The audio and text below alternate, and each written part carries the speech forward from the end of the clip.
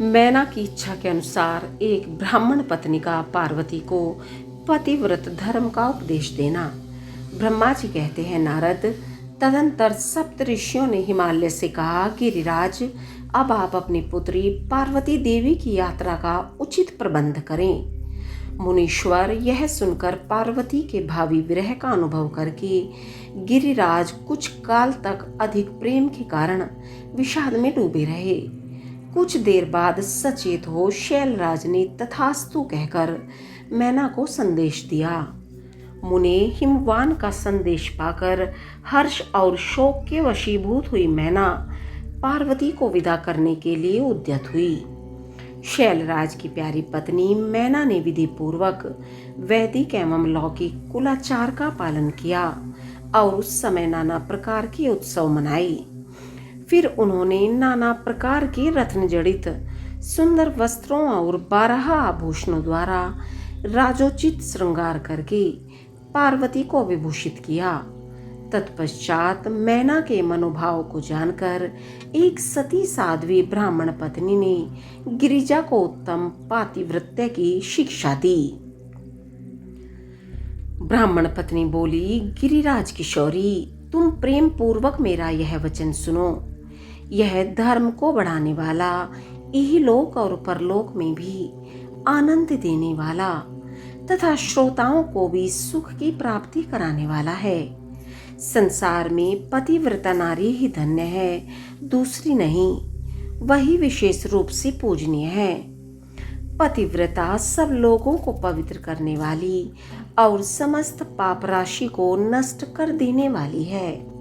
शिवे जो पति को परमेश्वर के समान मानकर प्रेम से उसकी सेवा करती है, वह इस लोक में संपूर्ण भोगों का उपभोग करके अंत में कल्याणमयी गति को पाती है। सावित्री, लोपामुद्रा, अरुंधति, शांडिली, शतरूपा, अनसुया, लक्ष्मी, स्वधा, सती, संज्ञा, सुमति, श्रद्धा, मैना और स्वाहा, ये तथा और भी बहुत सी स्त्रियां साध्वी कही गई हैं।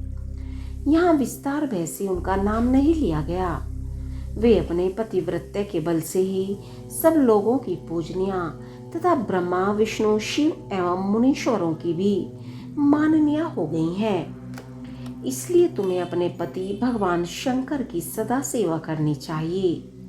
वे दीन दयालु, सबके सेवनीय और सत्पुरुषों के आश्रय हैं। श्रुतियों और स्मृतियों में पातिव्रत्य धर्म को महान बताया गया है।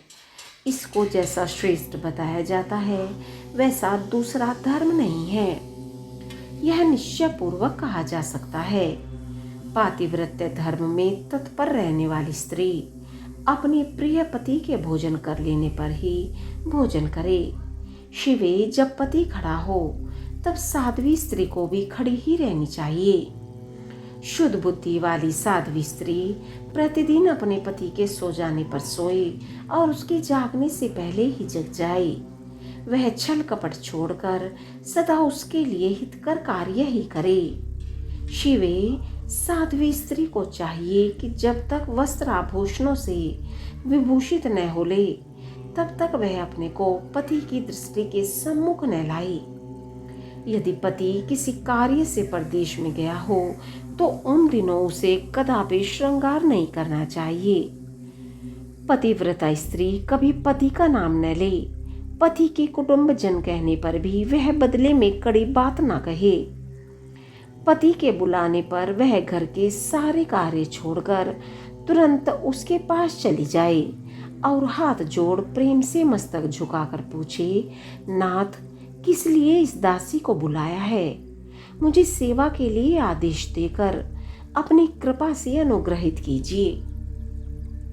फिर पति जो आदेश दें उसका वह प्रसन्न हृदय से पालन करे। वह घर के दरवाजे पर देर तक खड़ी न रहे, दूसरे के घर न जाए, कोई गोपनीय बात जानकर हर एक के सामने उसे प्रकाशित न करे। पति के बिना कहे ही उनके लिए पूजन सामग्री स्वयं जुटा दे तथा उनके हित साधन के यथोचित अवसर की प्रतीक्षा करती रहे। पति की आज्ञा लिए बिना कहीं तीर्थ यात्रा के लिए भी न जाए। लोगों की भीड़ से भरी हुई सभा या मेले आदि के उत्सवों का देखना वह दूर से ही त्याग दे। जिस नारी को तीर्थ यात्रा का फल पाने की इच्छा हो, उसे अपने पति का चरणोदक पीना चाहिए। उसके लिए उसी में सारे तीर्थ और क्षेत्र है, इसमें संशय नहीं है। पतिव्रत नारी पति के उच्छिष्ट अन्न आदि को परम प्रिय भोजन मानकर ग्रहण करे और पति जो कुछ दे उसे महाप्रसाद मानकर शिरोधार्य करे। देवता, पितर, अतिथि, सेवक वर्ग, गौ तथा भिक्षु समुदाय के लिए अन्न का भाग दिए बिना कदापि भोजन न करे। पातिव्रत धर्म में तत्पर रहने वाली गृह देवी को चाहिए कि वह घर की सामग्री को संयत एवं सुरक्षित रखे, गृह कार्य में कुशल हो, सदा प्रसन्न रहे और खर्च की ओर से हाथ खींचे रहे। पति की आज्ञा लिए बिना उपवास व्रत आदि न करे, अन्यथा उसे उसका कोई फल नहीं मिलता और वह परलोक में नरकगामिनी होती है। पति सुखपूर्वक बैठा हो या इच्छा अनुसार क्रीड़ा विनोद अथवा मनोरंजन में लगा हो, उस अवस्था में कोई आंतरिक कार्य आ पड़े तो भी पतिव्रता स्त्री अपने पति को कदापि न उठाए। पति नपुंसक हो गया हो, दुर्गति में पड़ा हो, रोगी हो, बूढ़ा हो, सुखी हो अथवा दुखी हो, किसी भी दशा में नारी अपने उसे एकमात्र पति का उल्लंघन न करे। रजस्वला होने पर वह 3 रात्रि तक पति को अपना मुंह न दिखाए, अर्थात उससे अलग रहे। जब तक स्नान करके शुद्ध न हो जाए तब तक अपनी कोई भी बात वह पति के कानों में न पड़ने दे। अच्छी तरह स्नान करने के पश्चात सबसे पहले वह अपने पति के मुख का दर्शन करे, दूसरे किसी का मुंह कदापि न देखे अथवा मन ही मन पति का चिंतन करके सूर्य का दर्शन करे। पति की आयु बढ़ने की अभिलाषा रखने वाली पतिव्रत नारी हल्दी, रोली, सिंदूर, काजल आदि, चोली, पान, मांगलिक आभूषण आदि, केशों का संवारना, चोटी गूंथना तथा हाथ कान के आभूषण, इन सब को अपने शरीर से दूर न करे। धोबिन, छिनाल या उल्टा, सन्यासिनी और भाग्यहीन स्त्रियों को वह कभी अपनी सखी न बनाए। पति से द्वेष रखने वाली स्त्री का वह कभी आदर न करे। कहीं अकेली न खड़ी हो, कभी नंगी होकर न नहाए। सती स्त्री औखली, मूसल, झाड़ू, सिल, जांत और द्वार के चौखट के नीचे वाली लकड़ी पर कभी न बैठे। मैथुन काल के सिवा और किसी समय में वह पति के सामने धृष्टता न करे। जिस जिस वस्तु में पति की रुचि हो उससे वह स्वयं भी प्रेम करे। पतिव्रता देवी सदा पति का हित चाहने वाली होती है। वह पति के हर्ष में हर्ष माने। पति के मुख पर विषाद की छाया देख स्वयं भी विषाद में डूब जाए तथा वह प्रियतम पति के प्रति ऐसा बर्ताव करे जिससे वह उन्हें प्यारे लगे। पुण्यात्मा पतिव्रता स्त्री संपत्ति और विपत्ति में भी पति के लिए एक सी रहे, अपने मन में कभी विकार न आने दे और सदा धैर्य धारण किए रहे। घी, नमक, तेल आदि के समाप्त हो जाने पर भी पतिव्रता स्त्री पति से सहसा यह न कहे कि अमुक वस्तु नहीं है। वह पति को कष्ट या चिंता में न डाले। देवेश्वरी पतिव्रता नारी के लिए एकमात्र पति ही ब्रह्मा, विष्णु और शिव से भी अधिक माना गया है। उसके लिए अपना पति शिव रूप ही है, जो पति की आज्ञा का उल्लंघन करके व्रत और उपवास आदि के नियम का पालन करती है। वह पति की आयु हर लेती है और मरने पर नरक में जाती है। जो स्त्री पति के कहने पर क्रोधपूर्वक कठोर उत्तर देती है, वह गांव में कुतिया और निर्जन वन में स्यारिन होती है। नारी पति से ऊंचे आसन पर न बैठे, दुष्ट पुरुष के निकट न जाए और पति से कभी कातर वचन न बोले, किसी की निंदा न करे, कलह को दूर से ही त्याग दे, गुरुजनों के निकट न तो उच्च स्वर से बोले और न हंसे। जो बाहर से पति को आते देख तुरंत अन्न, जल, भोज्य वस्तु, पान और वस्त्र आदि से उनकी सेवा करती है, उनके दोनों चरण दबाती है, उनसे मीठे वचन बोलती है तथा प्रियतम के खेद को दूर करने वाले अन्य अन्य उपायों से प्रसन्नता पूर्वक उन्हें संतुष्ट करती है, उसने मानो तीनों लोगों को तृप्त एवं संतुष्ट कर दिया। पिता, भाई और पुत्र परिमित सुख देते हैं, परंतु पति असीम सुख देता है। अतः नारी को सदा अपने पति का पूजन, आदर सत्कार करना चाहिए। पति ही देवता हैं, पति ही गुरु हैं और पति ही धर्म, तीर्थ एवं व्रत हैं। इसलिए सबको छोड़कर एकमात्र पति की ही आराधना करनी चाहिए। जो दुर्बुद्धि नारी अपने पति को त्याग कर एकांत में विचरती है या व्यभिचार करती है, वह वृक्ष के खोखले में शयन करने वाली क्रूर उल्की होती है, जो पराये पुरुष को कटाक्षपूर्ण दृष्टि से देखती है। वह ऊंचा तानी देखने वाली होती है। जो पति को छोड़कर अकेले मिठाई खाती है, वह गांव में सूरी होती है अथवा बकरी होकर अपनी ही विष्ठा खाती है।